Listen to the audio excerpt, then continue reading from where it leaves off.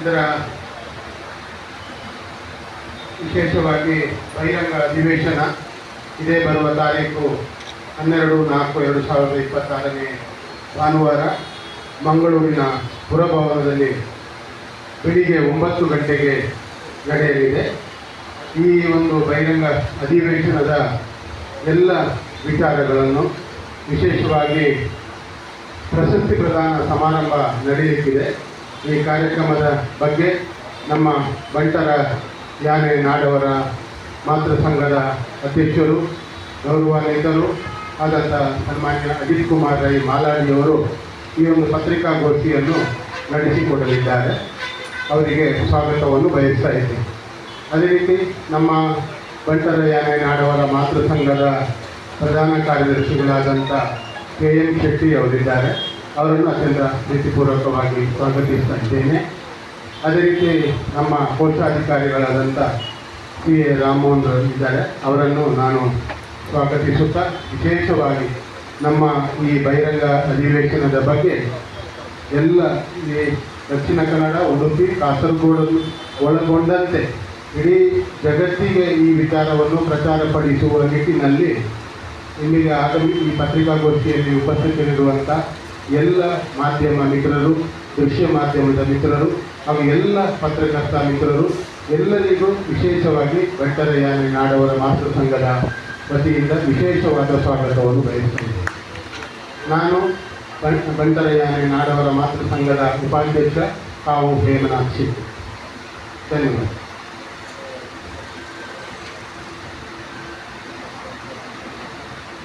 ನಾವೆಲ್ಲರೂ ಬೇರೆ ಬೇರೆ ರೂಪದಲ್ಲಿ ಆರಾಧಿಸಿಕೊಂಡು ಬರುತ್ತಿರುವ ಒಬ್ಬನೇ ಆದ ಸರ್ವಶಕ್ತನಾದ ಪರಮಾತ್ಮನನ್ನು ಸ್ಮರಿಸಿಕೊಂಡು 118 ವರ್ಷಗಳ ಹಿಂದೆ ಬಂಟರ ಯಾನೆ ನಾಡವರ ಮಾತ್ರವನ್ನು ಸಂಘವನ್ನು ಸ್ಥಾಪಿತ ಮಹಾನ್ ಚೇತನಗಳನ್ನು ಸ್ಮರಿಸಿಕೊಂಡು ನಿಮಗೆಲ್ಲರಿಗೂ ಪತ್ರಿಕಾ ಮಾಧ್ಯಮದವರಿಗೆ, ದೃಶ್ಯ ಮಾಧ್ಯಮಗಳಿಗೆ, ಟಿವಿ ಮಾಧ್ಯಮ, ಛಾಯಾಚಿತ್ರಕಾರರಿಗೆ ಎಲ್ಲರಿಗೂ ನನ್ನ ಸ್ವಾಗತವನ್ನು ಬಯಸುತ್ತಾ ನಮ್ಮ ಬಂಟರ ಯಾನೆ ನಾಡವರ ಮಾತೃ ಸಂಘದ ವತಿಯಿಂದ ನಿರಂತರವಾಗಿ 118 ವರ್ಷಗಳಿಂದಲೂ ಬಹಿರಂಗ ಅಧಿವೇಶನ ನಡೆಯುತ್ತಾ ಬರ್ತದೆ. ಕೆಲವು ವರ್ಷಗಳ ಕಾಲ ಗ್ಯಾಪ್ ಬಂದಿರಬಹುದು, ಆದರೆ ಇದು ನಡೆಯುತ್ತಾ ಉಂಟು.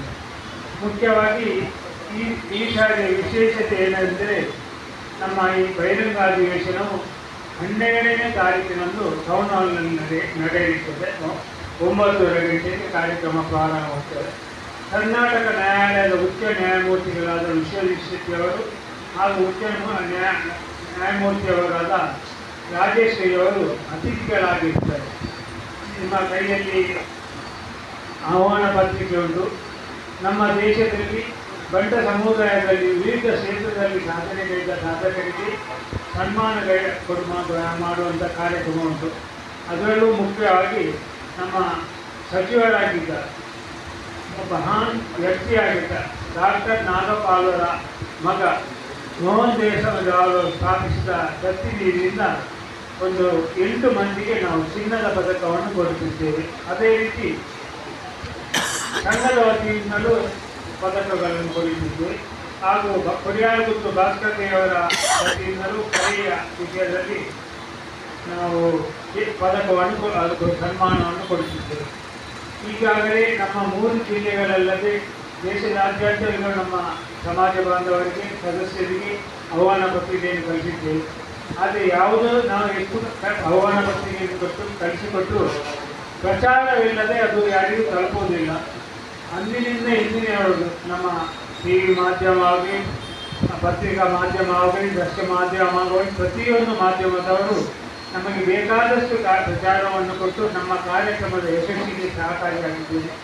ಈ ಸಾರಿ ಸಹ ಈ ಒಂದು ಅತ್ಯುತ್ತಮವಾದ ಕಾರ್ಯಕ್ರಮ ಸಮಾಜದಲ್ಲಿರುವ ಸಾಧಕರನ್ನು, ಪ್ರತಿಭೆಗಳನ್ನು, ಅದೇ ನಮ್ಮ ಶಾಲೆಯ ಒಬ್ಬ ಹುಡುಗನಿಗೆ ಒಂದು 10 ದೇಶಗಳಿಗೆ ಹೋಗಿ ಗೋಲ್ಡ್ ಮೆಡಲ್ ಪಡೆದಿದ್ದಾನೆ. ಮುಂದಿನ ದಿನಗಳಲ್ಲಿ ಅವನು ಒಲಿಂಪಿಕ್ಸ್ಗೆ ಹೋಗುವಂಥ ಒಂದು ಸಾಧ್ಯತೆಯೂ ಸಹ ಉಂಟು. ಆ ನಿಟ್ಟಿನಲ್ಲಿ ನಾವು ಮತ್ತು ಅವನಿಗೆ ಟ್ರೈನಿಂಗ್ ಕೊಡುವವರು ತುಂಬ ಪ್ರೋತ್ಸಾಹ ಕೊಡುತ್ತಿದ್ದೇವೆ. ಅಂಥ ಎಲ್ಲ ಸಾಧಕರನ್ನು ನಾವು ಇಲ್ಲಿ ಸನ್ಮಾನಿಸ್ತಾ ಇದ್ದೇವೆ. ಈ ಬಗ್ಗೆ ಸರಿಯಾದ ಪ್ರಚಾರವನ್ನು ಕೊಟ್ಟು ಜನರು ಯಾಕೆಂದರೆ ನಮ್ಮ ಕಾರ್ಯಕ್ರಮ ಬೇಗ 9:30 ಗಂಟೆಗೆ ಆಗ್ತದೆ. ಮಂಗಳೂರಿನ ಜನರೆಲ್ಲ ಬೇಗ ಸೇರುವುದೆಲ್ಲ ಆದಿತ್ಯವಾದರೆ ಅದು 10 ಗಂಟೆಗೆ ಆಗ್ತದೆ. ಆದಷ್ಟು ಬೇಗ ಅವರು ಕಾರ್ಯಕ್ರಮಕ್ಕೆ ಬರುವಂಥ ನಿಮ್ಮ ಮಾಧ್ಯಮದ ಮುಖಾಂತರ ಒಂದು ಮೆಸೇಜ್ ಹೋಗಲಿ ಅಂತ ನಿಮ್ಮ ಹತ್ರ ಕೇಳಿಕೊಳ್ಳುತ್ತಾ, ಯಾವುದಾದ್ರೂ ಮಾಹಿತಿ ಬೇಕಾಗಿದ್ದರೆ ಕೇಳಬೇಕಾಗಿ ನಿಮ್ಮಲ್ಲಿ ಕೇಳಿಕೊಳ್ತೇನೆ. ಈ ಸಾಧಕರ ಪಟ್ಟಿಯಲ್ಲಿ ಪತ್ರಿಕೋದ್ಯಮ, ರಂಗಭೂಮಿ, ಸಿನಿಮಾ ಕ್ಷೇತ್ರದ ಮೈಕ್ ಕೊಡ್ತೇನೆ.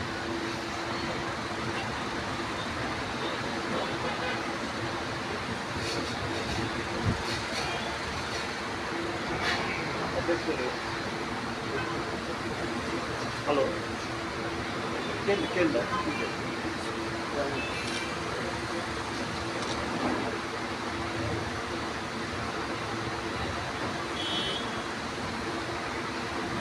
ಹಲೋ,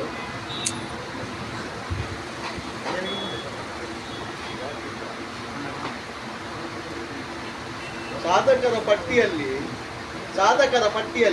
ಪತ್ರಿಕೋದ್ಯಮ, ರಂಗಭೂಮಿ, ಯಕ್ಷಗಾನ ಕ್ಷೇತ್ರದ ಸಾಧಕರ ಇದಿಲ್ಲ. ಅದು ಯಾಕೆ ಬಿಟ್ಟಿರೋದು ಗೊತ್ತಿಲ್ಲ. ಅದು ಅವತ್ತು ಹೆಸರಿಲ್ಲ. ರಂಗಭೂಮಿಯಲ್ಲಿ ರಂಗಭೂಮಿ ಅದು ಒಂದೊಂದು ವಿಷಯದಲ್ಲಿ ಕೊಟ್ಟಿದ್ದಾರೆ, ಪ್ರತಿನಿಧಿ ಸ್ಥಾಪಿಸಿದ್ದಾರೆ. ಯಕ್ಷಗಾನದಲ್ಲಿ ಯಕ್ಷಗಾನ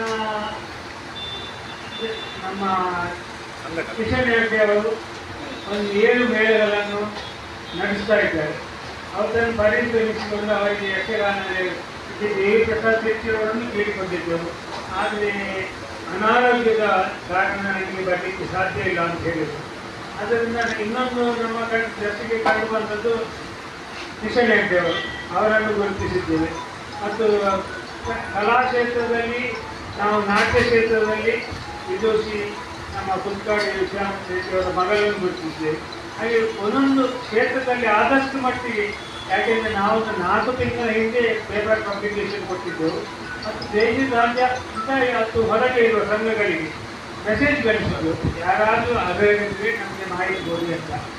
ಅದರಲ್ಲಿ ಕೊಟ್ಟದ್ರಲ್ಲಿ ಆದಷ್ಟು ಮಟ್ಟಿಗೆ ನಾವು ಅದಕ್ಕೆ ಸಮಿತಿಯನ್ನು ರಚನೆ ಮಾಡಿದ್ದೆವು. ಇನಿಷಿಯಲಿ ಮೋಹನ್ ಅವರು ಸ್ವಾಗತ ಸಮಿತಿ ಅಧ್ಯಕ್ಷರಾಗಿದ್ದರು.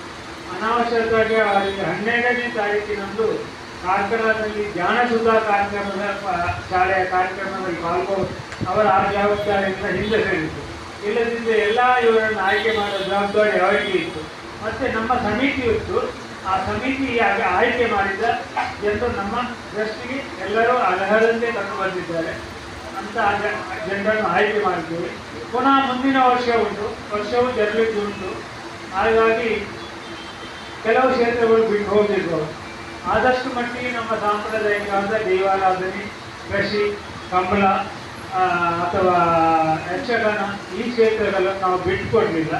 ಬಾಕಿದ್ದೆಲ್ಲ ಹೊಸದಾಗಿ ಸೇರ್ಪಡೆ ಆಗಿತ್ತು. ಅದನ್ನು ಸಹ ಸಂಶೋಧನೆ ಇರ್ಬೋದು, ಸಂಶೋಧನೆಯಿಂದ ಜನರಿಗೆ ಪ್ರಯೋಜನ ಆಗಿರ್ಬೋದು ಅಂಥ ಎಲ್ಲ ಕ್ಷೇತ್ರಗಳನ್ನು ನಾವು ಹುಡುಕಿಕೊಂಡು ನಾವೊಂದು ಗೌರವ ಪುನರುತ್ಥಾನ ಕೆಲಸವನ್ನು ಮಾಡಿದ್ದೇವೆ ಅಂತ ನಮ್ಮ ಒಂದು ವಿಶ್ವಾಸ. ತಪ್ಪಿರ್ಬೋದು. ಅದು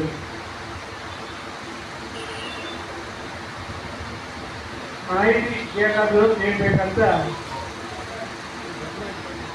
ಯಾಕೆಂದರೆ ಮಾಹಿತಿ ಹೋಗಬೇಕಾದ್ರೆ ನಿಮ್ಮಿಂದ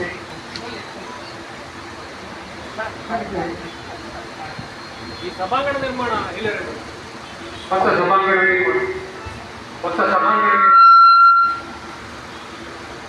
ಸಭಾಂಗಣ ನಿರ್ಮಾಣದ ವಿಷಯ. ಸಭಾಂಗಣ ನಿರ್ಮಾಣದ ವ್ಯವಸ್ಥೆ ಶೀಘ್ರದಲ್ಲಿ ಚುನಾವಣೆ ಉಂಟು. ಸಂಘ ಚುನಾವಣೆ ಆದ ನಂತರ ಅದರ ಬಗ್ಗೆ ಎಲ್ಲ ಕಾರ್ಯಕ್ರಮ ಇದು ಆಗಿದೆ. 7,89,000 ಸ್ಕ್ವೇರ್ ಫೀಟ್ ಕಟ್ಟಡ ಕಟ್ಟಲಿಕ್ಕೆ ಅನುಮತಿ ಪಡೆದುಕೊಂಡಿದ್ದೇವೆ. ಎನ್ವೈರನ್ಮೆಂಟ್ ಬೋರ್ಡಿಂದ ಬ್ಯಾಂಗ್ಳೂರಿನಿಂದ ಅನುಮತಿ, ಮತ್ತು ಫೈರ್ ಸರ್ವಿಸ್ನ ಬ್ಯಾಂಗ್ಳೂರಿನ ಅನುಮತಿ, ಪೊಲ್ಯೂಷನ್ ಕಂಟ್ರೋಲಿಂದ ಅನುಮತಿ, ಎಲ್ಲ ಅನುಮತಿಗಳೆಲ್ಲ ಕ್ಲಿಯರ್ ಆಗಿ ಈಗ ಕಾರ್ಪೊರೇಷನ್ ಲೈಸೆನ್ಸಿಗಾಗಿ ಅರ್ಜಿ ಸಲ್ಲಿಸಿದ್ದೇವೆ. ಅದು ಆದ ಕೂಡಲೇ ಇಲೆಕ್ಷನ್ ಮುಗಿದ ನಂತರ ಈ ಕಾರ್ಯಕ್ರಮ ಮುಂದುವರಿತದೆ. ಇದಕ್ಕೆ ಸಮಿತಿ ರಚನೆ ಆಗಿದೆ. ಇಲೆಕ್ಷನ್ ಬೇಗನೆ ಉಂಟು, ಬರೋ ತಿಂಗಳಲ್ಲಿ ಇಲೆಕ್ಷನ್.